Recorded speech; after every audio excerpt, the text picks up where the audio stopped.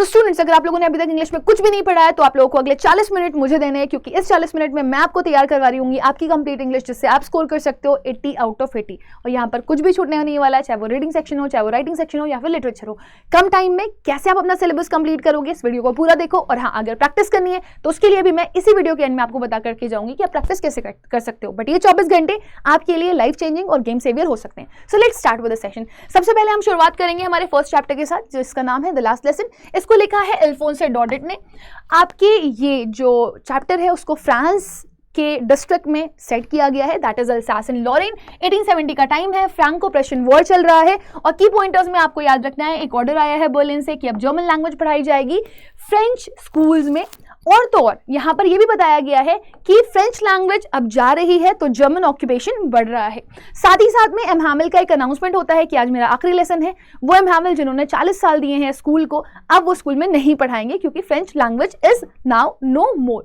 M Hamel beauty बताते हैं French language की कि वो कितनी खूबसूरत लैंग्वेज है, और साथ साथ में वो ये भी बताते हैं कि अपनी मदर टंग कितनी इंपॉर्टेंस होती है और वो कैसे हमारे हेरिटेज और कल्चर का सिंबल होती है।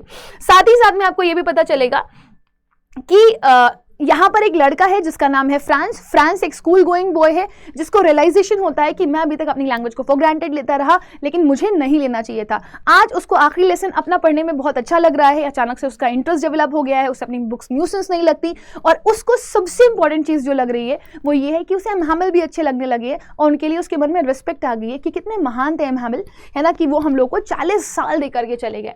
अच्छा, मेन कैरेक्टर में एम हैमिल है जो कि टीचर है, फ्रांस एक स्कूल गोइंग बॉय है, विलेजर्स हैं जो बैक बेंच पे बैठे हुए हैं, जिसमें ओल्ड हॉसर, मेयर और पोस्टमास्टर बैठा हुआ है। थीम के बारे में बात कर लेते हैं तो यहाँ पर लैंग्वेज को दिखाया गया है as a key to one's identity. Second, loss of freedom highlight किया गया है यहाँ पर, अंडर एन ऑप्रेसर जो कि जर्मन ऑक्यूपेशन है। रिग्रेट दिखाया गया है फॉर निग्लेक्टिंग द लैंग्वेज, अपनी लैंग्वेज को फॉर ग्रांटेड लेना बहुत बुरी बात होती है। इंपॉर्टेंस ऑफ एजुकेशन भी हाईलाइट किया गया है अपने कल्चर को प्रिजर्व करने के लिए, क्योंकि language is equals to identity. M Hamill के कुछ वर्ड्स हैं, विव ला फ्रांस जिसका मतलब है लॉन्ग लिव फ्रांस, और उन्होंने ये भी बोला है कि जब इंसान एनस्लेव होता है तो उसके लिए उसकी लैंग्वेज ही उसके की क्या काम करती है। आई होप ये क्लियर होगा सभी लोगों को। एम हैमिल लास्ट मोमेंट पे इमोशनल है ना, वो अपने आप को, सारे बच्चों को, है ना, और तो और पेरेंट्स को ब्लेम करते हैं कि उनकी गलती थी कि उन्होंने ढंग से पढ़ाई नहीं करी, अगर वो पढ़ते तो आज शायद जर्मन ऑक्यूपेशन इतना ज्यादा ओवरपावर नहीं कर रहा होता। एंडिंग फेयरवेल हुआ है जिसमें एम हैमिल ने बोला है कि मुझे कुछ बोला ही नहीं जा रहा, मैं बोर्ड पे लिख देता हूँ विव ला फ्रांस जिसका मतलब है लॉन्ग लिव फ्रांस, और इस तरीके से चैप्टर खत्म हो जाता है। नेक्स्ट आता है आपका सेकेंड चैप्टर जिसका नाम है लॉ स्प्रिंग। इसमें आपके दो पार्ट्स हैं। पहला पार्ट है आपका एक बच्चे का जो कि साहिब आलम है, जो रैक पिकिंग करता है। बैकग्राउंड में चले जाते हैं, ये एक रैक पिकर बॉय है ना, अप्रोक्सीमेटली 10 साल का होगा, ढाका से यहाँ चला आया है 1971 में। इसके पेरेंट्स बेसिकली आए थे क्योंकि वहाँ पर बहुत आंधी तूफान आते रहते हैं, है ना। नाउ अब वो सीमापुरी में रहता है जो कि दिल्ली का आउटस्कर्ट है। साहिब आलम का नाम का मतलब है लॉर्ड ऑफ यूनिवर्स। इसके स्ट्रगल्स बहुत सारे हैं जो कि यहाँ पर हाईलाइट किए गए हैं, जिसमें वो पुअर और अनहेल्दी स्लम में रहता है, एजुकेशन नहीं है, उसका बचपना पूरी तरीके से खत्म हो चुका है, तभी स्टोरी का नाम स्टोलन चाइल्डहुड है। वो नंगे पैर टहलता है, ग्रुप में टहलता है, और सुबह आता है मॉर्निंग बर्ड की तरह और शाम में चला जाता है। और सबसे बड़ी बात यह है कि बहुत ब्रेव है ये, गार्बेज पिक करता है, उसको सेल करता है, उसमें कभी कभी इसको एक कॉइन मिल जाता है, कभी कभी बहुत ही वैल्यूएबल चीज़ मिल जाती है। लेकिन लेटर स्टेजेस पे आपको पता चलेगा कि अब वो कहीं और काम करना शुरू कर चुका है, और वो काम करता है एक टी स्टॉल पे जहाँ पर उसको 800 रुपये मिलते हैं दिन के, खाना मिलता है, लेकिन अब वो अपना फ्रीडम खो चुका है। इसकी life as a rag picker ऐसी थी कि इसको कलेक्ट करना होता था garbage with other children at Seemapuri, मतलब बहुत सारे बच्चों के साथ मिलकर के ये करता है। तो ये वो बोल रहा है कि मेरे को कभी कभी 1 रुपये या कुछ गोल्ड मिल जाता है, कोई भी वैल्यूएबल चीज, little money sometimes, valuable items, वो बता रहा है। 10,000 के आसपास ये बच्चे रैक पिकिंग में इन्वॉल्व हैं। यहाँ पर ये भी हाईलाइट किया गया है सीमापुरी में। कुछ लॉस पोटेंशियल्स हैं यहाँ पर, जैसे कि I like the games of children in the club, लेकिन ये खेल नहीं सकता, सिर्फ देख सकता है क्योंकि ये बहुत गरीब है ना। ये टेनिस खेलना चाहता है, एडमायर करता है टेनिस खेलने वाले बच्चों को, लेकिन वो ड्रीम इसका बहुत दूर है। स्कूल जाना चाहता है लेकिन स्कूल जा नहीं सकता, टेनिस खेलना चाहता है लेकिन अफोर्ड नहीं कर सकता। सो इसका एक टेंटेटिव ड्रीम है कि अगर अथॉरिटीज स्कूल खोलते तो मैं ज़रूर जाऊंगा और मैं ज़रूर पढ़ूंगा। एंड एक बार इसने नीज जंग से ये भी कहा था कि अगर अथॉरिटी स्कूल खोलेंगे तो मैं ज़रूर जाऊंगा, लेकिन वो खोलते ही नहीं है। सेकंड, इसका एक और पार्ट है जिसमें बताया गया है मुझे कार ड्राइव करनी है या मुझे मोटर मैकेनिक बनना है, और ये स्टोरी है मुकेश की। मुकेश भी गरीब ही है ना। समरी में जाओगे तो जो टेक्स्ट है एक्सप्लोर करता है systematic poverty in Firozabad, Firozabad में बहुत टाइम से गरीबी चल रही है। और सबसे बड़ी बात यह है कि फिरोजाबाद एक ग्लास ब्लोइंग इंडस्ट्री के नाम से जाना जाता है। यहाँ पर हजारों बच्चे चाइल्ड लेबर में इन्वॉल्व हैं, रंग बिरंगी चूड़ियाँ बनाते हैं, लेकिन इनका खुद का जो जीवन है या लाइफ है वो बहुत ही बेरंग है। कैरेक्टर फोकस कर रहा है मुकेश के ऊपर। ये यंग रेबल है, इसको अपने उस विशियस सर्कल को ब्रेक करना है। ये बैंगल मेकिंग में इन्वॉल्व नहीं होना चाहता। ये डिटरमिन्ड है कि इसे मोटर मैकेनिक बनना है, चाहे जितनी दूर ही क्यों ना हो गैराज के घर से, बट ये चला जाएगा। Major theme caste based operation यहाँ पर दिखाया गया है ना। ट्रेडिशनल प्रोफेशन में ट्रैप है, कैसे सारे के सारे बैंगल मेकर्स एक्सप्लॉयटेशन के तौर पर विशियस सर्कल है, ब्यूरोक्रेट का, पुलिसमैन का, बिचौलियों का, मिडिलमैन का, और सबसे बड़ी बात यह है कि पॉलिटिशियंस भी इसमें इन्वॉल्व हैं। स्टोलन चाइल्डहुड यहाँ पे भी दिखाया गया है, क्योंकि बचपन में ही ये हजार्डस सिचुएशंस में काम करते हैं, डेंगू सेल्स, ड्यूरी सेल्स, भट्टियों के सामने, जिसकी वजह से अंधे हो जाते हैं, उनको रेस्पिरेटरी इश्यूज हो जाते हैं। सेंट्रल आइडिया में अगर आप जाएंगे तो इस एक्सट्रैक्ट में हमें बताया गया है कि फिरोजाबाद बैंगल मेकिंग इंडस्ट्री है ना, और जनरेशन का ट्रेडिशन बन चुका है ये कि बैंगल मेकिंग में इन्वॉल्व होना। कर्जे इतने सारे हैं कि उसी को ही ये चुकाते रह जाते हैं। मॉरल है that it is very important to break the cycle. अगर आपको लाइफ में आगे बढ़ना है, बिना साइकिल ब्रेक करे हुए आप आगे जिंदगी में नहीं बढ़ सकते। एंड सबसे बड़ी और अच्छी चीज़ मुकेश की ये है कि वो प्रैग्मेटिक है, अपनी फैमिली से बहुत अलग है, वो जिंदगी में आगे बढ़ना चाहता है और उसको लगता है कि वो इस विशियस सर्कल को ब्रेक कर सकता है और लाइफ में बहुत आगे बढ़ सकता है। इसी के साथ आपका थर्ड चैप्टर आता है, this is all about deep water. William Douglas ने ये लिखा है। विलियम डगलस जो कि एक प्रोमिनेंट अमेरिकन ऑथर भी हैं और जज भी है ना, इन्होंने बहुत लिखा है करेज और ओवरकमिंग फियर के ऊपर। ये अक्सर बात करते हैं क्योंकि इनको खुद फोबिया था, हाइड्रोफोबिया, पानी का फोबिया। धीरे धीरे बचपन में पहले इनको डिसलाइक डेवलप हुआ, फिर वो एक्सट्रीम फियर में बदल गया और फिर उन्होंने उसको ओवरकम किया। तो समरी में हमें बताया जाता है कि कैसे विलियम डगलस पहले कैलिफोर्निया के बीच पर 3 से 4 साल के थे, तो इनको एक वेव ने नॉकडाउन कर दिया था। उसके बाद इनके अंदर पानी का डर डेवलप हो गया। फिर ये बड़े हुए, जब ये 9-10 साल के थे या 10-11 साल के थे, तब ये YMCA पूल पर स्विमिंग करने के लिए गए। इनको एक बिग ब्रूस ने आकर के फेंक दिया और ये डीपेस्ट एंड में चले गए थे पानी के, मरते मरते बचे थे वहाँ से। तब से इनको हाइड्रोफोबिया हो गया था। फिर ये क्योंकि वाटर एक्टिविटीज़ एंजॉय नहीं कर पा रहे थे, तो उन्होंने बोला कि नहीं, मुझे वाटर एक्टिविटी एंजॉय करनी है, मैं इंस्ट्रक्टर हायर करूँगा, उससे सीखूंगा। 7 महीने इन्होंने ट्रेनिंग ली, स्टेप बाय स्टेप इन्होंने स्विमिंग करी। पहले इन्होंने टू एंड फ्रो मोशन सीखा, फिर इसके बाद इन्होंने इनहेल एक्सहेल का प्रोसेस सीखा और फिर लेग मूवमेंट सीखे। उस तरीके से ग्रेजुअली ये एक अच्छे स्विमर बन गए। यहाँ पर यह भी बताया जाता है कि विलियम डगलस का स्ट्रगल था, लेकिन विलियम डगलस टेनेशियस, डिटरमिन्ड और पर्सिस्टेंट थे कि मुझे जिंदगी में कुछ करना है, आगे बढ़ना है, इस फियर ऑफ वाटर को ओवरकम करना है। तो इसी की वजह से उन्होंने ये रेजोल्यूशन लिया और उनके लिए ये रेजोल्यूशन काम भी आया। और इन्होंने ये स्टेटमेंट भी दिया, all we have to fear is fear itself and nothing else. ये हो गया आपका डीप वाटर। इसके बाद आता है आपका next chapter, that is rat trap. इसको लिखा हुआ है सेल्मा लेगलॉफ ने, जो कि एक स्वीडिश ऑथर है। आप यहाँ पर देख सकते हो, पहली वुमेन है जिनको नोबेल प्राइज मिला है लिटरेचर में, और इनको जाना जाता है इनके मॉरल और ह्यूमनिस्टिक थीम के लिए भी।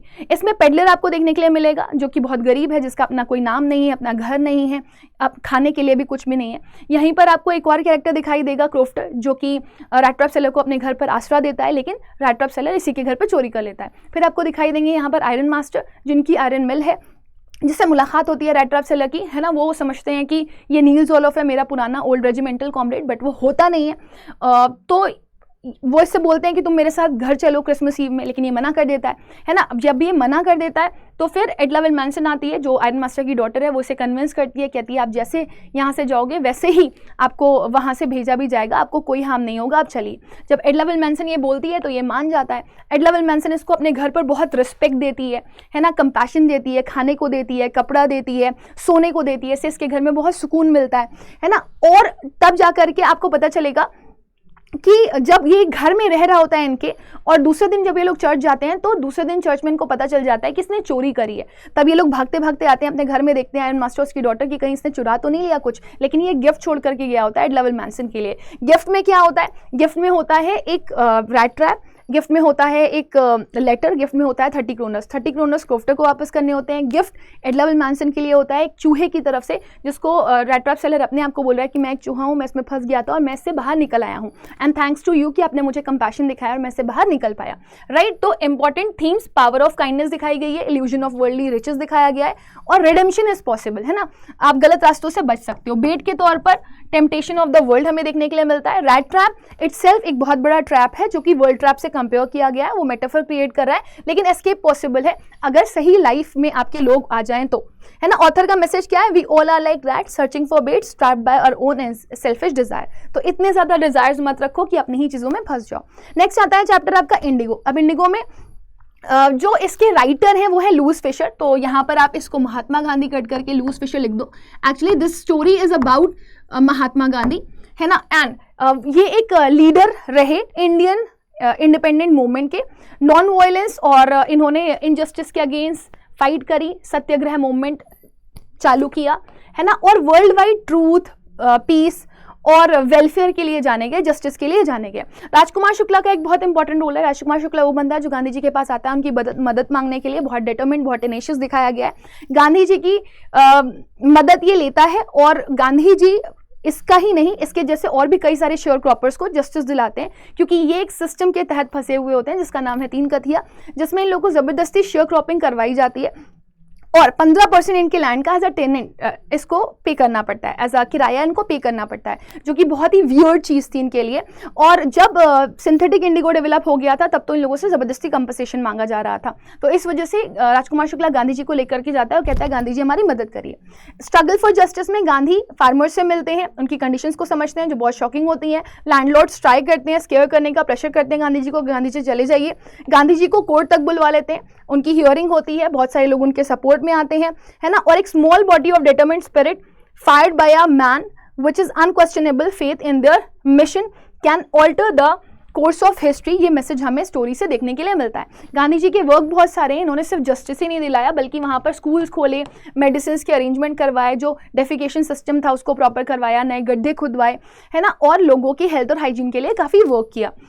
1916 चंपारण बिहार में ये स्टोरी को सेट किया गया जब राजकुमार शुक्ला गांधी से मिलने आता है, उनसे एनुअल कांग्रेस मीट में वो मिलता है, फिर उनको लेकर के जाता है अपने साथ पटना, फिर पटना से ये लोग मुजफ्फरपुर जाते हैं, मुजफ्फरपुर से कहाँ चले जाते हैं? चंपारण, मोतिहारी। और मोतिहारी के कोर्ट में ही जब गांधी जी का ट्रायल चल रहा होता है तभी बहुत भारी मात्रा में लोग सपोर्ट करने के लिए आ जाते हैं, जिससे साफ साफ क्लैरिटी मिल जाती है कि हाँ गांधी जी जंग जीत गए हैं। मतलब सपोर्ट ही बहुत सारे लोगों का होना एक बहुत बड़ी जंग थी गांधी जी के लिए। और जब ये उन्होंने जस्टिस न्याय दिलवा दिया तो उसके लिए एक कमेटी बैठी थी, कमेटी में काफ़ी सारे लोग थे। Gandhi ji was the only representative from the side of poor peasant. Gandhi ji ने मुआवजे के तौर पर उनको ये भी बता दिया कि तुम्हारा कर्जा इनके ऊपर है, इनका कर्जा तुम्हारे ऊपर नहीं है। तो गांधी जी सोच करके बैठे थे कि 100% ही मुआवजा मिलना चाहिए। ये भी ब्रिटिश लैंडलॉर्ड सोच रहे थे, लेकिन उन लोगों ने बोला कि बताइए गांधी जी हमें कितना देना पड़ेगा। तो गांधी जी ने बोला वैसे तो 100% देना पड़ता है, तुम 50% दे दो। तो उन्होंने कहा नहीं 25% पे मान जाइए। तो 25% पे ये जस्टिस उन लोगों को मिल गया था और ब्रिटिश लैंडलॉर्ड गिल्टी प्रूव हो गए थे। और यहाँ पर गांधी जी ने ना एम्पावरमेंट, सेल्फ रिलायंस दोनों ही सिखाया है गरीब किसानों को। नेक्स्ट पे चलते हैं, पोइट्स एंड पैनकेक्स पे आते हैं। सबसे पहले अशोका मित्रन की बात करेंगे। इनका रियल नेम जो है वो त्यागराजन है ना। इन्होंने जेमिनी स्टूडियो में काम किया है as a newspaper cutter and clipping add करने के तौर पर, ऑफिस में काम करते थे ये। इनको अपनी ह्यूमरस और सटारिकल राइटिंग के लिए जाना जाता है। बहुत अच्छा तंज कसते हैं ये, है ना। जेमिनी स्टूडियो के बारे में बताते हैं, जिसका हेड SS वासन है। 1940, ठीक है ना, 1940 में इसको सेटअप किया गया। बिजी प्लेस यहाँ पर filled with humour and creativity दिखाया गया है। बहुत सारे लोग हैं, है ना, एक साथ काम करते हैं, लड़ते भी रहते हैं, मज़ा भी आता रहता है ना। यहाँ पर एक मेल्टिंग पॉट भी दिखाया गया है of actors, writers and people का, जो कि पॉलिटिकल इंटरेस्ट में भी बहुत ज़्यादा इन्वॉल्व है। फिर एक इंग्लिश विजिटर के बारे में यहाँ पे बताया गया है, जो आता है जिसका आना बिल्कुल भी अननोन रह जाता है, क्योंकि पता ही नहीं चलता है वो क्या बोल रहा है, लैंग्वेज बैरियर की वजह से। क्योंकि तमिल स्टूडियो होता है वहाँ पे, इंग्लिश पोएट का क्या काम, ऐसा लोग सोचते हैं, है ना। तो सबसे पहले स्टार्टिंग यहाँ पे किससे की गई है? जेमिनी स्टूडियो से। जेमिनी स्टूडियो में किस तरह से काम होता है, कैसे लोग एक साथ काम करते हैं, अलग अलग कल्चर और रेसेस के होते हुए भी। फिर उसके बाद पैनकेक मेकअप ब्रांड यूज़ होता है, ये बताया गया है। मेकअप डिपार्टमेंट कैसा है वहाँ का, हायरार्की है वहाँ पर, है ना। बहुत सारे दर्जन भर लाइट लगी हुई हैं जिसकी वजह से एक्टर एक्ट्रेसेस को प्रॉब्लम होती है। फिर यहाँ पर बताया गया ऑफिस बॉय के बारे में, जो हमेशा कंप्लेन करता रहता है। किसकी? सुब्बू की। ऑफिस बॉय एक्चुअली में ऑफिस बॉय नहीं है, वो बड़ा आदमी है। काफ़ी टाइम पहले आया था बहुत सारे सपने लेकर के, लेकिन सपने पूरे नहीं हुए, तो उसको लगता है कि मेरी शक्तियों का गलत इस्तेमाल किया जा रहा है, मतलब मेरा टैलेंट वेस्ट हो रहा है। इसके साथ साथ आप देखोगे सुब्बू बहुत रिसोर्सफुल पर्सन है, नंबर 2 है जेमिनी स्टूडियो में, सबकी काफ़ी हेल्प करता है। इसी के साथ साथ आप MRA देखोगे यहाँ पर। MRA is nothing else but moral rearmament army, जिसके सनसेट और सनराइज के सीन जेमिनी स्टूडियो वालों ने कॉपी किए हैं। उनके कॉस्ट्यूम बड़े ही इंटरेस्टिंग होते थे। और ये एक इंटरनेशनल ग्रुप है अगेंस्ट एंटी कम्युनिज्म। ठीक है, तो मेकअप डिपार्टमेंट आपको अच्छे से पढ़ना है। और ऑथर का मैसेज इसमें क्या है, वो फिल्म इंडस्ट्री के ऊपर सटायर मार रहे हैं, सुपरफिशियल ग्लैमर वर्सेस रियलिटी दिखाते हैं, है ना। और वो ये भी बताने की कोशिश करते हैं कि किस तरीके से एम्बिशन और फ्रस्ट्रेशन एक दूसरे से कनेक्टेड हैं यहाँ पर। मतलब जितना एम्बिशन है लोगों के अंदर उतना फ्रस्ट्रेटेड भी है वो। कल्चरल मिसअंडरस्टैंडिंग भी बहुत सारी यहाँ पर देखने के लिए मिलती है। सो पोएट यहाँ पर बताने की कोशिश कर रहे हैं रियलिटी और रियल लाइफ में बहुत डिफरेंस होता है। इंटरव्यू चैप्टर में आते हैं। This is written by Christopher Sylvester. इस चैप्टर को डिवाइड किया गया है 2 पार्ट में, है ना। इसमें इंटरव्यूज की मेरिट्स, डीमेरिट्स, कब इंटरव्यू आया, कब से शुरू हुआ, है ना, जर्नलिज्म में इसका रोल क्या है, ये सब बताया गया है।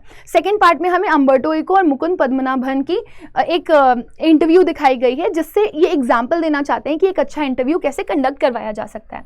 So interview conducted by Mukund Padmanabhan, दे कौन रहा है, अम्बर्टो इको दे रहे हैं। Role of interviews modern society में कैसे रोल प्ले करता है, प्राइवेसी वर्सेस पब्लिक क्यूरियोसिटी में क्या डिफरेंस है, फेम एंड प्रेशर को भी यहाँ पर हाईलाइट किया गया है। चैप्टर में अगर आप जाओगे तो आपको देखने के लिए मिलेगा कि यहाँ पर इंटरव्यू को पावरफुल बताया गया है, लेकिन कई बार ये इंट्रूजन की तरह भी काम करता है, ऐसा बोला गया है।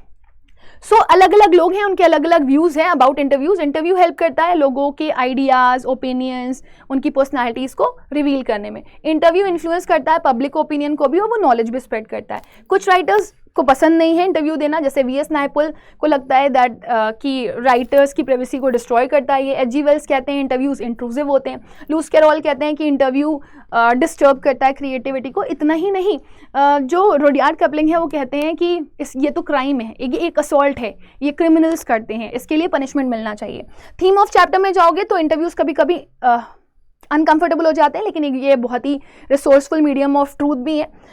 इंटरव्यू एक बहुत इंपॉर्टेंट रोल प्ले करते हैं लोगों की लाइफ में, और इंटरव्यू कनेक्ट करते हैं हमें विद ग्रेट माइंड्स, कि लोग अपनी ज़िंदगी में कैसे बहुत महान हैं, कैसे उन्होंने बहुत अच्छे काम किए हैं, ये भी हमें उनसे सीखने के लिए मिलता है। अम्बर्टो इको को ही देख लो, लेकिन उसके लिए ज़रूरी है कि इंटरव्यूअर और इंटरव्यूई दोनों ही अच्छे हों।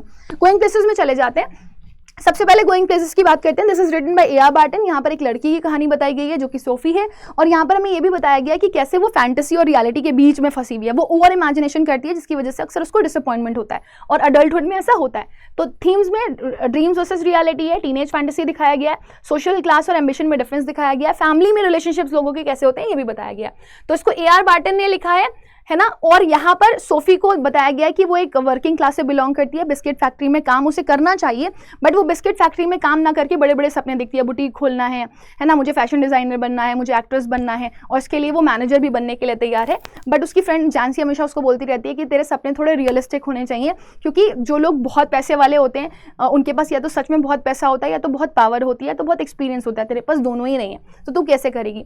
इसका एक भाई भी है जॉब, जो थोड़ा सा सोफिस्टिकेटेड है, इंट्रोवर्ट है, ज़्यादा किसी से बात नहीं करता है। इसको इससे बात करना बहुत ज़्यादा अच्छा लगता है सोफी को अपने भाई से, क्योंकि उसको लगता है कि अगर मैं इसको कोई सीक्रेट बताऊंगी तो ये किसी से बताएगा नहीं। और प्लस वो एक मोटो मैकेनिक है, तो उसको इसकी लाइफ भी बहुत ज़्यादा इंटरेस्टिंग लगती है। इसके साथ घूमने जाना चाहती है, बाहर एक्सप्लोर करना चाहती है। इस स्टोरी का अगर मैसेज आप देखोगे तो हमें यह बताया गया है कि एडोलेसेंट में ऐसा होता है कि हम बहुत सारे सपने देख लेते हैं। हमारे सपने ओवर लाइक हाइपोथेटिकल नहीं होने चाहिए, इमेजिनेटिव नहीं होने चाहिए, कि हमें रियलिटी और फैंटेसी में डिफरेंस ही ना पता चले और हम डिसअपॉइंट हो जाएं। जनरली एडोलेसेंट एज में जो बच्चे होते हैं उनके साथ ये होता है।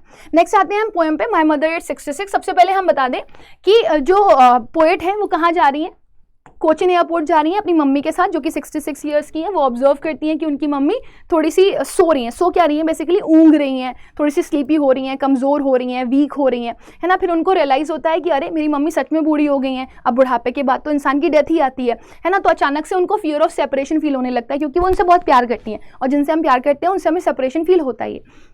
तो पहला कार में उनका आमना सामना होता है, और दूसरी स्टेज पे जो सामना होता है वो एयरपोर्ट सिक्योरिटी चेक पर होता है। तो एक बार वो अपनी मम्मी को कॉप्स डेड बॉडी से कंपेयर करती हैं, और एक बार वो अपनी मम्मी को लेट विंटर मून से कंपेयर करती हैं। थीम में एजिंग वर्सेस मोर्टैलिटी दिखाया गया है, love and fear of separation दिखाया गया है, childhood fear of losing parent दिखाया गया है, ह्यूमन रिलेशनशिप एंड एम्पैथी दिखाया गया है। ठीक है, तो ये थीम्स आई होप क्लियर होंगे आपको। मैसेज में चले जाओ। Fear of losing loved one is universal. हर इंसान को ये फील होता है कि जिससे वो प्यार करता है वो अलग ना हो। एजिंग को एक प्रोसेस के तौर पर दिखाया गया है। पोएटिक डिवाइसेस में देखोगे तो मैंने आपको पहले ही बता दिया, लेट एज विंटर मून और कॉप्स की तरह कंपेयर करने पर सिमिली आ रहा है। मेटाफर भी यूज हुआ है, van is directly compare to pale and lifeless. Imagery use हुआ है, कैसे ट्रीज मूव कर रहे हैं, कैसे merry children spelling out of their homes, कैसे मम्मी बूढ़ी सी दिखाई दे रही हैं। रेपिटेशन भी यूज़ हुआ है, जहाँ पर लास्ट में वो बोलती हैं सी यू सून हम्मा, होप देती हैं अपनी मम्मी को, और फिर स्माइल कर रही होती हैं ताकि वो अपने इमोशंस को हाइड कर सकें। ठीक है, तो I hope this is quite clear to everybody. Poet looks at her mother while driving, write it down. Mother का फेस पेल है, कलरलेस है, डल है, लेट विंटर मून की तरह, कॉप्स की तरह। पोएट को वो डिस्ट्रैक्ट कर रहा है, वो थोड़ी सी परेशान हो रही है, उन्हें दर्द हो रहा है, तो क्योंकि जब उन्हें पेन होता है तो वो बाहर देखती हैं तो उन्हें यंग एनर्जीज दिखाई देती हैं, तो उनको अपनी मम्मी और यंग एनर्जीज में डिफरेंस भी दिखाई देता है और उन्हें ये समझ में आता है कि एजिंग इज अ प्रोसेस, है ना। फिर वो बाद में गुड बाय भी बोलती हैं अपनी मम्मी को, सी यू सून अम्मा बोलकर के। इंपॉर्टेंट कोट्स में van pale as late winter moon, but all I said was see you soon amma, and I smile and I smile and smile will be the important keynotes. Next पे जाते हैं keeping quiet. Keeping quiet की summary में अगर आप जाओगे तो यहाँ पर मोमेंट ऑफ रिफ्लेक्टिव साइलेंस के बारे में बोला गया है। पोएट हमसे इंट्रोस्पेक्शन के लिए बोल रहे हैं, क्योंकि जब आप इंट्रोस्पेक्शन करोगे तो आपको सही और गलत में डिफरेंस पता चलेगा, आपको ये समझ में आएगा कि आप क्या सही कर रहे हो, क्या गलत कर रहे हो, और अगर आप गलत कर रहे हो तो आप उस काम को रोकोगे, फिर आप सही डायरेक्शन में बढ़ोगे, तो आपको इनर पीस मिलेगा, और जब आपको इनर पीस मिलेगा तो फिर आप लोगों से भी प्यार करोगे और कभी भी किसी गलत डायरेक्शन में नहीं जाओगे। तो यहाँ पर इंट्रोस्पेक्शन और पॉज की बात करी गई है। थीम में आओ, यूनिटी और म्यूचुअल अंडरस्टैंडिंग हाईलाइट कर रहा है, पीस एंड ग्लोबल हार्मनी को भी ये प्रमोट कर रहा है, सेल्फ रिफ्लेक्शन एंड इंट्रोस्पेक्शन की भी बात कर रहा है, और danger of aggression and greed भी हाईलाइट यहाँ पर हमें किया गया है। मैसेज बहुत इंपॉर्टेंट है, a movement of silence can lead to peace, introspection can bring inner peace and calm, और कभी कभी ऐसा भी होता है कुछ ना करके भी देखो, ये बोल रहा है। पोएटिक डिवाइसेस में एलिट्रेशन सडन स्ट्रेंजर्स में आया, हिज हर्ट हैंड में आया। मेटाफर आओ, काउंट टू 12 है ना, count to 12 is a symbol of so many things, month है ना, ईयर या फिर साइलेंस का सिंबल है वो, तो मेटाफर बोल सकते हो उसको। रेपिटेशन में जहाँ पे वर्ड रिपीट होते हैं, वी विल, वी रिपीट हुआ है बार बार, है ना, तो जहाँ पे भी वर्ड रिपीट होते हुए आपको दिखाई दे तो समझ जाना रेपिटेशन है। नेक्स्ट पे चलते हैं, पैराडॉक्स भी यूज हुआ है। Perhaps a huge silence might interrupt the sadness, sadness को कैसे इंटरप्ट कर सकती है ना साइलेंस। काउंट टू 12 ये इंपॉर्टेंट कोट है, on the face once on the face of the earth ये भी आपका इंपॉर्टेंट कोट है। नेक्स्ट पे जाते हैं, a thing of beauty is also very important. Summary में जाओगे तो थिंग ऑफ ब्यूटी को सोर्स ऑफ जॉय बताया जा रहा है, उसको बोला जा रहा है कि वो एवरलास्टिंग है, नथिंगनेस की तरफ कभी नहीं जाती।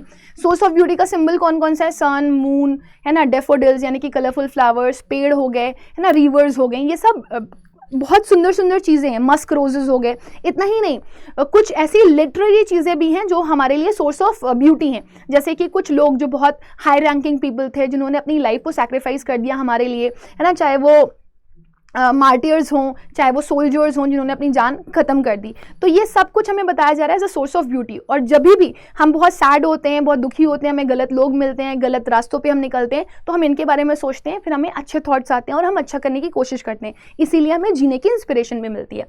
सिम्बोलिज्म में बावर को रेस्ट इन पीस का सिंबल दिखाया गया है, फ्लावरी बैंड सिंबलाइज कर रहा है ह्यूमन कनेक्शंस को with nature, and beautiful thing symbolizes goodness of the world.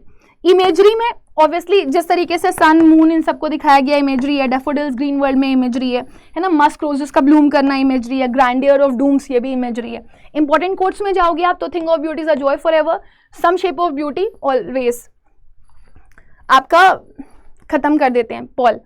Beauty her form में आपको हैप्पीनेस ही देती है, ब्यूटी एटर्नल भी होती है, ये भी बताया गया।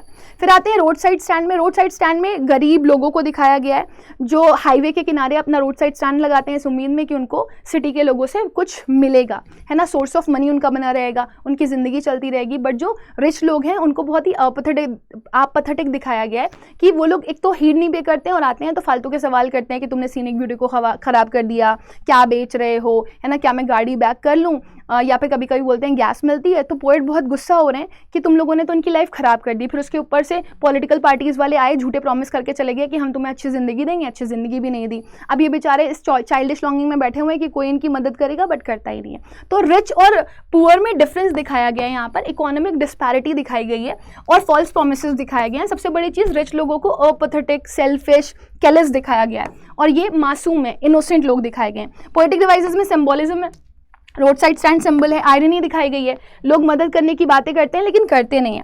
फिर ग्रीडी गुड डूअर्स और बेनिफिसेंट बीस्ट ऑफ प्रे, आपका एलिट्रेशन और ऑक्सीमोरॉन दोनों ही है। हाइपरबोली एग्जैजुरेशन है, plan to move villagers to artificial villages, ये हाइपरबोली एग्जैजुरेशन है, हेल्प नहीं करते, ठीक है। इसके अलावा इंपॉर्टेंट कोर्ट्स में पॉलिश ट्रैफिक पास कर जाता है ना, और इन लोगों को कभी भी वापस पलट करके नहीं देखता। फिर आते हैं आंट जेनिफर्स टाइगर पे, this is also very important. Aunt Jennifer's tiger में आंट जेनिफर है, ठीक है, जो एम्ब्रॉयडरी बना रही है, उन्होंने एम्ब्रॉयडरी पे टाइगर्स बनाए हुए हैं जो बहुत ही प्राउड फियरलेस दिखाई दे रहे हैं, जो कि आंट जेनिफर नहीं है। आंट जेनिफर का कंट्रास्ट है, वो उनकी इनर डिजायर है। आंट जेनिफर बाहर से बहुत डरी सहमी है क्योंकि उनकी शादी हो गई है, उनके हस्बैंड बहुत डोमिनेंट है, वो पेट्रियार्कल सिस्टम का शिकार है। शादी के बाद उनके ऊपर बहुत सारी रिस्पॉन्सिबिलिटीज आ गई हैं और रिस्पॉन्सिबिलिटीज की वजह से वो इतना ओवरबर्डन हो गई हैं कि वो अपनी आइडेंटिटी जीना ही खो चुकी हैं। लेकिन वो ये कहना चाहती हैं कि क्रिएटिविटी इज वन थिंग, आप बिना बोले भी अपनी इनर डिजायर्स को दिखा सकते हो। तो वही यहाँ पे लिखा हुआ है। थीम में gender operation, female agency and creativity दिखाया गया है, मैरिज को बर्डन दिखाया गया है और सर्च फॉर फ्रीडम दिखाया गया है। टाइगर सिंबल है पावर का, आंट जेनिफर सिंबल है वीकनेस का, रिंग सिंबल है एनसर्कलमेंट का, शादी की, और नीडल वर्क सिंबलाइज करता है क्रिएटिव वर्क को। मैसेज क्या है? Explore the conflict between operational desire for freedom. And सबसे इंपॉर्टेंट चीज, पेट्रियार्की ट्रैप कर देती है वुमन को in burdensome marriage, and art can be a means of escape and expression. Important course में जाओ, massive weight of uncle's wedding band, the tigers in the panel do not fear, ये आपके important course हो सकते हैं। बाकी poetic devices already मैं आप लोगों को बता चुकी हूँ, जैसे फिंगर्स क्लटरिंग एलिट्रेशन है आपका, है ना, रिंग्ड वर्ड जो यूज़ किया गया है वो पन की तरह यूज़ किया गया है, ओके। और massive weight of uncle's wedding band, ये हाइपरबोली भी है, एग्जैजरेशन भी है। थर्ड लेवल पे चले जाते हैं, this is written by Jack Finney. यहाँ पर थर्ड लेवल में बता रहे हैं कि एक लड़का है जिसका नाम है चार्ली। अब चार्ली बहुत ज़्यादा परेशान है मॉडर्न वर्ल्ड और मॉडर्न सोसाइटी से, स्ट्रेस बहुत है, एंजाइटी बहुत है, फियर बहुत है, इसकी वजह से वो एस्केपिज्म ढूंढ रहा है। अब एस्केपिज्म ढूंढते ढूंढते, स्टैम्प कलेक्शन करते करते वो कहाँ पहुँच गया है? पास्ट में ट्रेवल कर गया। पास्ट में वो कैसे ट्रेवल कर गया? देखो, जो उसके ग्रैंडफादर हैं वो भी स्टैम्प कलेक्शन करते थे, वो गेल्सबर्ग में रहा करते थे, गेल्सबर्ग की बहुत सारी बातें वो उसको बताते थे कि कैसे वो पीसफुल जगह है, कैसे वहाँ पर बहुत बड़े बड़े घर हैं, बड़ी बड़ी शामें होती हैं, बहुत सारे लोगों के पास टाइम होता है ना। वो प्री वर्ल्ड वॉर के पहले का टाइम है, मतलब किसी भी वॉर के पहले का टाइम है। तो उसके दादाजी बताते होंगे उसको कि वो सुकून का टाइम है, तो उसको लगता है हाँ ये सुकून का टाइम है, तो मुझे भी सुकून के टाइम पर जाना है। फिर वो थर्ड लेवल पहुंचता है, वो सोचता है अपनी वाइफ के लिए टिकट ले ले, लेकिन वहाँ पर वो पकड़ा जाता है ना, क्योंकि उसके पास नई करेंसी होती है, पुरानी करेंसी नहीं होती है। तो फिर वो वापस आता है करेंसी चेंज करवाने के लिए, इतने में उसे पता चलता है कि उसका दोस्त गायब हो गया है, जिसने उसको ये बोला था कि ऐसा होता है कि हम पास्ट ट्रेवल कर जाते हैं या फिर हम इमेजिनेशन इतनी ज़्यादा कर लेते हैं कि हम एस्केपिज्म में चले जाते हैं और हमारी इमेजिनेशन इतनी स्ट्रांग होती है कि हम उसको रियल लाइफ में जीने लगते हैं। फिर जब ये आता है तो उसको पता चलता है इसका दोस्त गायब है, वो पहुंच गया है थर्ड लेवल, और चार्ली और लूसाकोस ने इनको ढूंढने के लिए बोला है कि थर्ड लेवल ढूंढते रहो, थर्ड लेवल तुम्हें कभी ना कभी तो जरूर मिलेगी। राइट, अब ये एक ओपन एंडेड क्वेश्चन है कि ये भी चार्ली का दिमाग का फितूर है या फिर वो सच में थर्ड लेवल एग्जिस्ट करती है। तो इससे पास्ट में लेकर के जाना चाहते हैं राइटर आपको। तो यहाँ पे एस्केपिज्म बताया गया, रियलिटी वर्सेस फैंटेसी बताया गया, फियर और इनसिक्योरिटी बताया गया, और साइकोलॉजिकल कॉन्फ्लिक्ट भी दिखाया गया कि कैसे लोग बहुत ज़्यादा कंफ्यूजन और स्ट्रेस में रहते हैं। नेक्स्ट है आपका chapter the tiger king written by काल्की, ठीक है ना। ये एक सटायर है, टॉन्ट मारा गया है उन लोगों के ऊपर जो पावर में होते हैं, बड़े बड़े महाराजा, पैसे वाले लोग। वो हमेशा अपनी पावर का मिसयूज करते हैं और अपने ऑब्सेशन के लिए किसी भी चीज़ को डिस्ट्रॉय करने के लिए तैयार रहते हैं, और यहाँ तक वो नेचर के साथ भी खिलवाड़ करने के लिए रेडी रहते हैं। उनको लगता है कि वो किस्मत बदल सकते हैं, बट ये पॉसिबल नहीं है। अगर आप नेचर को डिस्ट्रॉय करोगे तो नेचर आपको डिस्ट्रॉय करेगा। ये राजा के बारे में भविष्यवाणी करी गई थी कि इनको मारने वाला एक टाइगर होगा। ये अपने जुनून में आकर के टाइगर्स पर टाइगर्स मारते रहते हैं, कुछ और करते ही नहीं है ये। उसके बाद 100वां टाइगर ये मार नहीं पाते, अपने बेटे के तीसरे बर्थडे पर ये एक वुडन टाइगर खरीद के लाते हैं और वो वुडन टाइगर इनको मार देता है, जो थोड़ा सा आयरॉनिकल भी हो जाता है कि एक महाराजा को, जो कि टाइगर किंग है, उनको मारने वाला कौन है? एक वुडन टाइगर। और इनके पूरे टेन्योर में इनको सपोर्ट करते हैं दीवान, जो बहुत डरे सहमे भी दिखाई देते हैं इनसे, लेकिन इनकी हर बात को पूरा करने के लिए तैयार रहते हैं, है ना। और यहाँ पर मेजर थीम्स पावर और एरोगेंस को दिखाया गया है। दूसरा, नेचर कैसे रिवेंज लेता है ये दिखाया गया है। डेस्टिनी को आप बदल नहीं सकते। मेजर थीम्स में आपका एक इनएविटेबिलिटी ऑफ फेट भी है कि आप अवॉइड नहीं कर सकते फेट को। मॉरल ये है कि अपने घमंड में आकर के अंधे मत हो जाओ, है ना, कि बाद में आपसे जो है किस्मत बदला ले। नेक्स्ट चैप्टर है आपका journey to the end of the earth. ये थोड़ा सा रिफ्लेक्टिव और ट्रेवल लॉग टाइप का है। इसमें तिशानी दोषी बताती हैं कि वो अंटार्कटिका गई हैं। जब वो अंटार्कटिका जाती हैं तो वहाँ पे वो नोटिस करती हैं कि कितना प्रिस्टीन है ये कितना अनटच्ड है ना। फिर वहाँ पे वो देखती हैं कि कितनी इमेंस ब्यूटी है, दूर दूर तक सिर्फ वाइटनेस दिखाई देती है ना। ना लोग हैं, ना पेड़ हैं, ना पौधे हैं, ना जानवर है, कुछ नहीं दिखाई दे रहा है, बहुत बहुत अनटच्ड है वो। लेकिन वो ये भी देखती हैं कि यहाँ पर बहुत सारी चीज़ें बदल रही हैं, 90% ऑफ आइस यहीं पर ही कवर्ड है। तो उन्हें ये भी पता चलता है कि अगर हम लोग इसी तरीके से पोल्यूशन क्रिएट करते रहे, ग्लोबल वार्मिंग करते रहे, तो आने वाला जो फ्यूचर है अर्थ का वो अच्छा नहीं होगा, वो बहुत कैटास्ट्रोफिक होगा, क्योंकि ओजोन होल डिप्लेशन हुआ तो बर्फ़ पिघलेगी और बर्फ़ पिघलने की वजह से पूरी अर्थ डिस्ट्रॉय हो सकती है। और वो ये भी कहती हैं कि अगर आपको प्रेजेंट, पास्ट और फ्यूचर के बारे में जानना है अर्थ के, तो आप एंटार्क्टिका जा सकते हो, क्योंकि यहाँ के आइस लेयर में बहुत सारे कार्बन रिकॉर्ड्स और फॉसिल फ्यूल रिकॉर्ड्स मौजूद हैं। तिशानी जोशी ये भी कहती हैं कि मुझे जाने में वहाँ पर 100 घंटे लगे, मेरी 2 हफ्ते की जर्नी थी, मैंने कार और शिप और प्लेन तीनों का ही इस्तेमाल किया, but the journey was awesome. और अगर आपको भी अर्थ के बारे में जानना है, चाहे आगे पीछे या फ्यूचर के बारे में, तो आप जान सकते हो बाय जस्ट विजिटिंग देयर, है ना। तिशानी जोशी ऑथर हैं, ट्रेवलर भी हैं, एनवायरमेंटल ऑब्जर्वर भी हैं। अकेडमिक शुकाल्स्की वो व्हीकल है, रशियन वेसल, जिससे इन्होंने सफ़र किया हुआ है, ठीक है। जॉफ ग्रीन लीडर है इनके स्टूडेंट ऑन आइस प्रोग्राम के। एंटार्क्टिका एज क्लाइमेट आर्काइव दिखाया गया है। गोंडवाना लैंड का कॉन्सेप्ट भी यहाँ पे बताया गया है कि कैसे इंडिया और एंटार्क्टिका सेम लैंड मास को शेयर करते थे, ठीक है। जॉफ ग्रीन के बारे में पोलर एक्सप्लोरर है और founder of student on ice program भी है। तो ये पॉइंटर्स आप लर्न कर लीजिएगा ताकि आपके एग्जाम पॉइंट ऑफ व्यू से आपको मैक्सिमम मार्क्स मिल जाए। नेक्स्ट चैप्टर पे आते हैं। नेक्स्ट चैप्टर का नाम है the enemy written by P.S. Buck. यहाँ पे बताया जाता है कि एक जापान और यूएस के बीच में वॉर चल रहा है, सेकेंड वर्ल्ड वॉर का टाइम है। डॉक्टर सडाओ नाम का एक बंदा अपनी फैमिली के साथ अच्छे से रह रहा था, एक अच्छा डॉक्टर था वो। फिर अचानक से उसके घर के बाहर एक दुश्मन आ जाता है, अमेरिकन प्रिजनर ऑफ वॉर, उसको गोली लगी हुई होती है ना। अब ये कंफ्यूज हो जाता है कि मैं एक डॉक्टर का फ़र्ज़ निभाऊँ, इसको बचाऊँ, या फिर मुझे देश के प्रति लॉयल्टी को फोकस करना चाहिए, उसको सराहना चाहिए। तो अभी ये ड्यूटी को अपने ऊपर रखता है, इसका ट्रीटमेंट करता है, फिर ट्रीटमेंट करने के बाद इसको ठीक करने की कोशिश करता है। बीच में वो काफ़ी बार कोशिश करता है कि वो अपनी अथॉरिटी को बता दे, लॉयल्टी निभाए, है ना, अपने देश के साथ, बट वो लिख करके काफ़ी बार लेटर्स छोड़ देता है। लेकिन फिर वो जनरल टाकिमा को बताता भी है इस बारे में कि ऐसा ऐसा मैंने किया है। जनरल टाकिमा बोलते हैं कि मैं असैसिन्स भेजूंगा, लेकिन वो असैसिन्स भेज ही नहीं पाते हैं। इस ड्यूरेशन में सडाओ को लगता है मैं क्या कर रहा हूँ, जिसकी मैंने जान बचाई मैं उसे मारने जा रहा हूँ, नहीं, ह्यूमैनिटी इज अबव ऑल। तो वो क्या करता है, ये एनिमी सोल्जर को एस्केप करने में मदद करता है, उसको अपनी बोट देता है, कपड़े देता है, खाना देता है, उससे बोलता है कि वो आइलैंड पर चले जाओ, वहाँ पर तुम्हें कोरियन बोट मिल जाएगी और कोरियन बोट तुम्हें वापस यूएस छोड़ देगी। तो यहाँ पर यह दिखाया गया है कि दुश्मन सिर्फ इसलिए दुश्मन नहीं है क्योंकि वो दूसरी कंट्री से बिलोंग करता है। आपको ये समझना जरूरी है कि प्रीजुडिस से बहुत बड़ी चीज होती है humanity, and humanity is above all. Important quotes में, they are all enemies, all of them, it was a man, he was wounded, और मैंने उसकी जान बचाई क्योंकि मेरे लिए ह्यूमैनिटी सबसे ऊपर थी। अच्छा, डॉक्टर सडाओ सर्जन है, इनकी एक बीवी भी है जिसका नाम है हैना, इनके 2 बच्चे भी हैं, इनके यहाँ 3 वर्कर्स भी हैं, यूमी और एक गार्डनर है और एक कुक है। ये तीनों ही नौकरी छोड़ करके चले जाते हैं जब इनको पता चलता है कि ये अमेरिकन प्रिजनर ऑफ वॉर को अपने घर पे आसरा दे रहे हैं। यहाँ पे ह्यूमैनिटी अबव नेशनलिज्म बताया गया है, मॉरल करेज और एथिक्स के बारे में बताया गया है, कॉन्फ्लिक्ट, ड्यूटी और कॉन्शियस के बीच में भी दिखाया गया है, और कंपैशन भी दिखाया गया है ड्यूरिंग वॉर। नेक्स्ट चैप्टर आता है आपका on the face of it. On the face of it में 2 कैरेक्टर हैं, डेरी और मिस्टर लैम। डेरी का आधा फेस बर्न्ड है ना, वो बहुत ही ज़्यादा फ्रस्ट्रेटेड रहता है, उसको सब लोगों ने बहुत उल्टा सीधा बोला है, तो उसके अंदर बहुत हेट्रेड है, वो लोगों को नहीं फेस करना चाहता, वो लोगों से कटना चाहता है। मिस्टर लैम थोड़े बड़े आदमी हैं, उन्होंने ज़िंदगी में सब कुछ झेला हुआ, तो वो बहुत ही पॉजिटिव हैं, वो अच्छा सोचते हैं, लोगों को वेलकम करते हैं। उनकी मुलाकात डेरी से होती है उनके गार्डन में। डेरी चोरी छुपे उनके गार्डन में आता है, जब वो पकड़ लेते हैं उसको तो उनको डेरी को बहुत गिल्टी फील होता है कि वो बिना पूछे यहाँ पर एंटर किया है। फिर वो मिस्टर लैम डेरी को बहुत मोटिवेट करते हैं, ठीक है ना, कि दुनिया में बहुत सारी चीज़ें हैं, लोगों को मधुमक्खियों का भिन-भिनाना लगता होगा, लेकिन मुझे गाना लगता है ना। अब जैसे आप ये देखो, जंगली घासें लगती हैं लोगों को, लेकिन मेरे लिए गार्डन है ना। एक आदमी था जो हमेशा ये सोचता रहता था कि मैं बाहर निकलूंगा तो मर जाऊंगा, घर में उसके सर पर एक तस्वीर गिर गई और वो मर गया।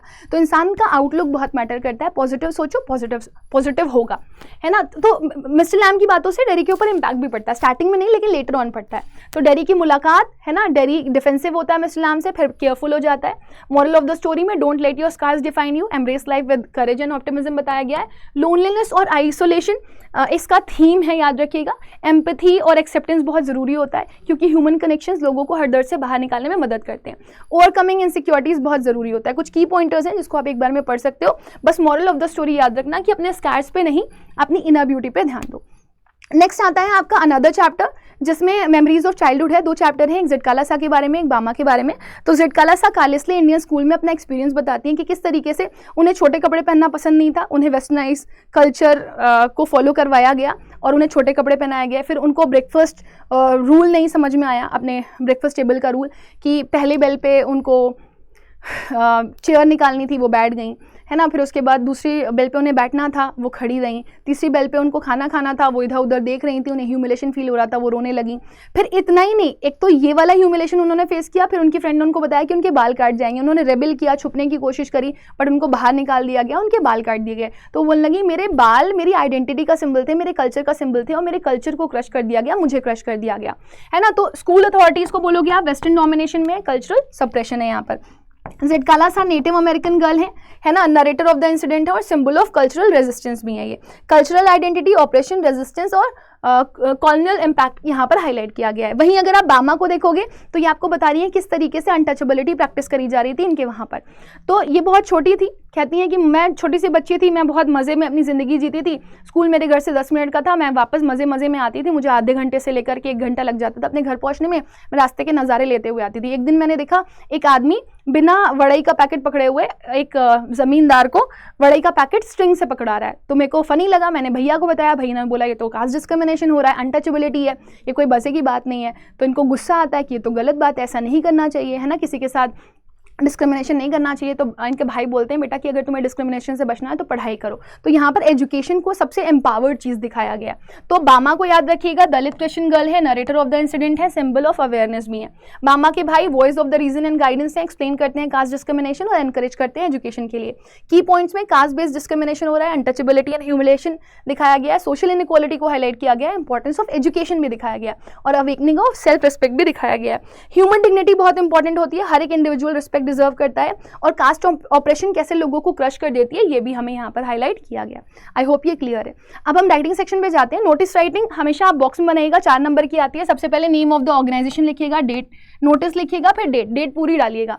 फिर आपका जो बॉडी वाला पार्ट होता है उसमें किसको इन्फॉर्म कर रहे हो, क्या इन्फॉर्म कर रहे हो, डेट क्या है, टाइम क्या है, प्लेस क्या है, ये बताना होता है। और अंडरसाइंड अथॉरिटी से कनेक्ट करने के लिए भी बोला जाता है। एंड करते हो तो नेम, सिग्नेचर और डेजिग्नेशन से एंड करते हो और हमेशा बॉक्स में रखते हो, इसी के ही मार्क्स आपको मिलते हैं। स्टार्टिंग लाइन आपकी ये हो सकती है, this is to inform all the students that, है ना। ऐसी कुछ लाइन्स मैंने पॉइंटर्स दिए हुए हैं, वो आप पढ़ सकते हो। क्लोजिंग लाइन में इंटरेस्टेड स्टूडेंट में रजिस्टर देयर नेम बाय, या फिर for further details contact the undersigned, है ना, इनको कॉन्टैक्ट कर सकते हैं, ऐसे लिख सकते हो। सेकंड में आएंगे इन्विटेशन और रिप्लाई। देखो इन्विटेशन फॉर्मल आता है या तो उसका रिप्लाई आता है करने के लिए, तो कुछ भी एक याद कर लो।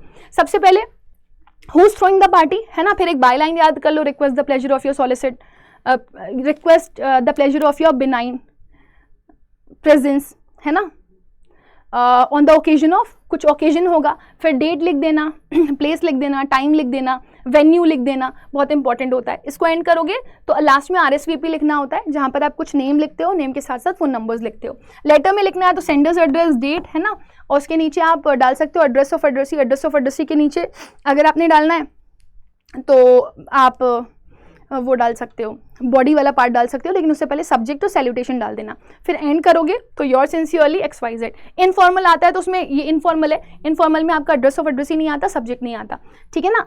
और जब आप रिप्लाई लिखोगे ना, इसका रिप्लाई भी होता है एक्सेप्टेंस और डिनायल में। तो जब आप रिप्लाई लिख रहे होते हो तो आपको पहले बोलना होता है थैंक यू कि आपने मुझे इनवाइट किया इस फंक्शन पे, है ना, जो कहाँ है, कब है, ये आप बता देते हो। इसके साथ साथ आप बोलते हो कि मैं आ रहा हूँ या मैं नहीं आ रहा हूँ, नहीं आ रहा हूँ तो क्यों नहीं आ रहा हूँ। और फिर आप जब एंड करते हो तो आप एक होप नोट से एंड करते हो कि looking forward to meet you soon, या फिर I am sorry for the like unavailability but hoping for the better future ahead, इस तरीके से।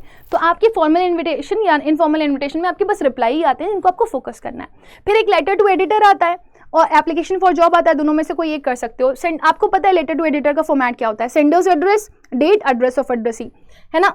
उसके बाद ये मतलब ये एड्रेस ऑफ एड्रेसी से है टू द एडिटर, पूरा आपने पूरा डेजिग्नेशन वगैरह सब कुछ लिख दिया। उसके बाद फिर आपने सब्जेक्ट लिखना है बड़ा बड़ा, सर लिखना है, मैम लिखना है। उसके बाद आप ये वाला पॉइंट लिख सकते हो, through the esteem column of your newspaper I venture to raise my voice against, topic क्या है वो, on the behalf of my locality would like to make a notice that dash is a great problem in a dash. फिर उसके बाद कुछ sentences लिख दो उससे रिलेटेड जो भी प्रॉब्लम्स हो रही हैं और उनके ऊपर आप क्या बोलना चाहते हो। फिर therefore through your esteem columns I seek prompt attention of authorities to solve control this harassing problem. Thank you. Thank you के बाद योर्स ट्रूली और योर्स ट्रूली के जस्ट नीचे ही आप लिख देना नेम। ये थोड़ा सा इधर उधर जा रहा है, ये वाला ऊपर वाला पोर्शन सब कुछ लेफ्ट में रहेगा, बीच में बॉडी पार्ट लिखोगे आप, सब कुछ लेफ्ट में रहेगा, सब कुछ लेफ्ट कॉर्नर में रहता है। और उसके बाद यहाँ पे ये जो योर्स फेथफुली है ना, सब कुछ वो भी लेफ्ट कॉर्नर में ही रहता है। स्टार्टिंग लाइन, बॉडी लाइन और क्लोजिंग लाइन मैंने यहाँ पर मेंशन कर दिया। Same goes for application for job. आप चाहो तो आप इसको प्रेफर कर सकते हो, ये ज्यादा इंपॉर्टेंट है। पूरा देखो फॉर्मेट एज इट इज दे रखा हुआ है, sender's address, date, address of addressee, है ना। फिर सब्जेक्ट डाला application for the post of, जो भी पोस्ट है उसके लिए, सर और मैडम, विद रेफरेंस टू पहला पैराग्राफ, दूसरा paragraph as it is copy करके आ जाओगे। खाली अपना एक्सपीरियंस है ना, कहाँ से देखा, न्यूज़पेपर की डिटेल, किस दिन आपने एडवर्टीजमेंट देखा, ये सब लिख करके आ जाओगे। और ये पूरा बायोडेटा है, name, father's name, date of birth, address, contact number, everything, educational qualification, experience, skills, ये सब आपको बॉक्स में रखना होता है। नोटिस बॉक्स में रहता है, कार्ड वाला इन्विटेशन बॉक्स में रहता है, और साथ ही साथ में आपका बायोडेटा बॉक्स में रहता है। आर्टिकल राइटिंग के लिए देखो हेडलाइन डालनी होती है, बाय नेम डालना होता है, फिर इंट्रोडक्शन होता है, कंटेंट होता है, सॉल्यूशन होता है। इसके लिए आपके क्वेश्चंस में एक्सप्लेनेशंस दिए गए होते हैं। तो starting line, in today's fast paced world it is rightly said that, ऐसे वर्ड्स यूज कर सकते हो। बॉडी में एक्सप्लेन कर सकते हो आप टॉपिक को क्लियरली, रीजंस दे सकते हो, एग्जांपल्स दे सकते हो, सजेशन दे सकते हो। क्लोजिंग लाइन में it's high time we can take action, let's work together, ऐसा बोल सकते हो, है ना। Only then we can bring positive change. याद रखिएगा आपका जो वर्ड लिमिट है बहुत मैटर करता है। अगर आपको बोला गया है कि 120 से 150 वर्ड में लिखो तो वो ध्यान रखना है आपको। आर्टिकल राइटिंग और रिपोर्ट राइटिंग में आपकी मर्जी, आप दोनों में से कोई भी अटेम्प्ट कर सकते हो। रिपोर्ट राइटिंग बहुत इंपॉर्टेंट होती है आपकी। रिपोर्ट राइटिंग में प्लेस और डेट मेंशन करना जरूरी होता है, और सब कुछ पास्ट में जाता है ना। जैसे इवेंट कब ऑर्गेनाइज किया गया, कहाँ ऑर्गेनाइज किया गया, कैसे ऑर्गेनाइज किया गया, कौन कौन इन्वॉल्व था, कौन कौन सी एक्टिविटीज़ हुई, और एंड में किस तरह का सेलिब्रेशन हुआ या किस तरह का एंजॉयमेंट हुआ, कंक्लूजन लिखना पड़ता है। So starting line, body tips और क्लोजिंग लाइन आपके लिए बहुत इंपॉर्टेंट होते हैं। इनके ऊपर अगर आप वर्क कर लोगे, मतलब ये as it is pointer note कर लोगे, तो ये आपके लिए काफ़ी होगा। इसी के साथ हम रीडिंग वाले सेक्शन पर आते हैं, जो अगेन एक इंपॉर्टेंट पार्ट है। रीडिंग सेक्शन अगर आपको करना है तो छोटी छोटी सी चीज़ों को आपको फोकस करना पड़ेगा। जैसे आप पहले क्वेश्चंस पढ़ो, आप पैसेज मत पढ़ो, उसमें से कीवर्ड्स निकालो। हमेशा फर्स्ट पैराग्राफ का आंसर फर्स्ट क्वेश्चन का आंसर फर्स्ट पैराग्राफ में, सेकंड क्वेश्चन का आंसर सेकंड पैराग्राफ में, मतलब स्टार्टिंग क्वेश्चन के आंसर्स आपको स्टार्टिंग पैराग्राफ में मिल जाते हैं। और अगर कोई आगे पीछे आंसर दिया भी गया होता है ना, तो आपके एग्जाम्स में क्वेश्चन में राइट हैंड साइड में दिया गया होता है, पैरा 1 रेफरेंस, पैरा 2 रेफरेंस, ऐसे करके। तो आप जब आप पढ़ोगे तो आपको पता चल जाएगा कि क्वेश्चन आपके कौन से पैराग्राफ से। वैसे लाइन से ही अटेम्प्ट करना, पहले क्वेश्चन का आंसर पहले पैराग्राफ में, सेकंड क्वेश्चन का आंसर सेकंड में, लास्ट में चेक करने की कोशिश करना, या तो क्रिस क्रॉस करके चेक कर लेना, आंसर मिल जाएगा। बिल्कुल एज इट इज पैसेज की स्टाइल में मत लिखना, थोड़ी अपनी लैंग्वेज में कन्वर्ट करके लिखना, और जो इनडायरेक्ट क्वेश्चंस दिखाई दें उनको एलिमिनेशन से करना। वोकैबुलरी में पॉजिटिव वर्ड का सिनोनिम पॉजिटिव, नेगेटिव वर्ड का सिनोनिम नेगेटिव। और अगर आपको समझ में नहीं आ रहा है तो आप टोन पढ़ लेना कि किस सेंस में बात हो रही है, तो आप आगे पीछे करके थोड़ा बहुत एलिमिनेशन कर सकते हो, तो आपको एक आइडिया मिल जाएगा। तो ये आपको काफ़ी ज़्यादा हेल्प करेगा। कीवर्ड्स अंडरलाइन कर सकते हो। पैसेज के ऊपर ट्रस्ट करना, अपने दिमाग से आंसर मत लिखना, टोन और मेन आइडिया जरूर चेक करना, इसके ऊपर क्वेश्चन जरूर आते हैं। मैनेजमेंट बहुत इंपॉर्टेंट है टाइम का, 40 से ज़्यादा मिनट आप मत दीजिएगा दोनों पैसेजेस को। और अगर आपको ये पीडीएफ चाहिए तो आप मुझे इस टेलीग्राम चैनल पे फॉलो कर सकते हो, जिस पे मैं आप लोगों को मिल रही होंगी। देखो 40 मिनट्स बोला था, 40 मिनट्स में पूरा का पूरा कंप्लीट करवा दिया। इसको एक बार गो थ्रू जरूर कर लेना, आपको काफ़ी हेल्प मिलेगी। इसके नोट्स जरूर से जरूर ले लेना, ये आपको काफ़ी हेल्प करेंगे। इसी के साथ सेशन एंड कर रहे हैं, लेकिन अगले दिन से आपकी एक नई तैयारी शुरू होनी चाहिए। कल मैं आपको 39 वायरल टॉपिक्स करवाने वाली हूँ सुबह, उसके बाद शाम में हम लोग कुछ इंपॉर्टेंट क्वेश्चन आंसर्स के साथ मिलेंगे। ये आपने थ्योरी पढ़ लिए, अगर आपको पढ़ना है तो आप वहाँ पे आकर के पढ़ सकते हो। सेशन आपका सीयूटी अड्डा के चैनल पर ही लगा हुआ है, लाइव में लाइक कर देना। और एक फाइनल रिवीजन के लिए सुबह 4 बजे हम लोग मिलेंगे, जुड़ना मत भूलिएगा। All the best.